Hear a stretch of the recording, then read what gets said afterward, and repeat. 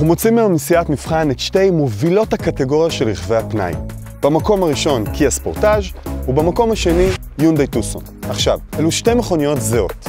שובר השוויון היחידי שהיה לטובת הספורטאז' עכשיו יש גם בטוסון וזה אבזור הבטיחות. אז איזה מבחן יש פה? על מנת לשבור את השוויון, הבאנו את הקיה ספורטאז' בפעם הראשונה בישראל עם מנוע דיזל. בוא נראה אם זה ישבור או לא ישבור את השוויון. ואיך נראה בדיוק? נעשה... לא. יאללה. אנחנו עכשיו עושים מבחן תאוצה 0 ל-100. אני יושב בספורטאז' טורבו דיזל, גיא יושב בטוסון 2000. על הנייר, הטוסון 2000 מזנקת ל-100 יותר מהיר. זה לא מה שהרגשנו במבחן עצמו. בואו ננסה אחד מול אחד. יאללה, זה הולך לקרות.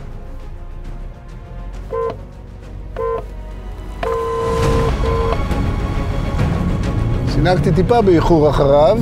תראה מה זה, זה כשהטורבו נכנס לפעולה. זה לא משנה את התוצאה, במהירות 60 קמ"ש כבר עקפתי אותו, והמרחק הולך וגודל.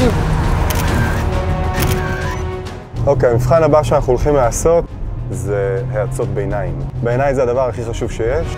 אנחנו מזנקים עכשיו מהמקום, מגיעים שנינו ל-40 קמ"ש, והנה אנחנו על 40, אנחנו נאזן אחד את השני, נעמוד אחד ליד השני.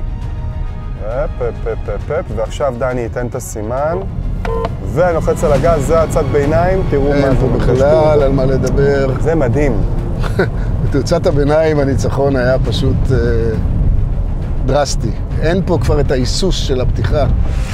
אז במבחן התאוצה, גם בזינוק מהמקום וגם בתאוצת ביניים, אין ספק, לא ראית אותי בכלל. חד משמעי, ובגלל זה המכונית הזאת מנצחת. 150,000 שקל, 150,000 שקל.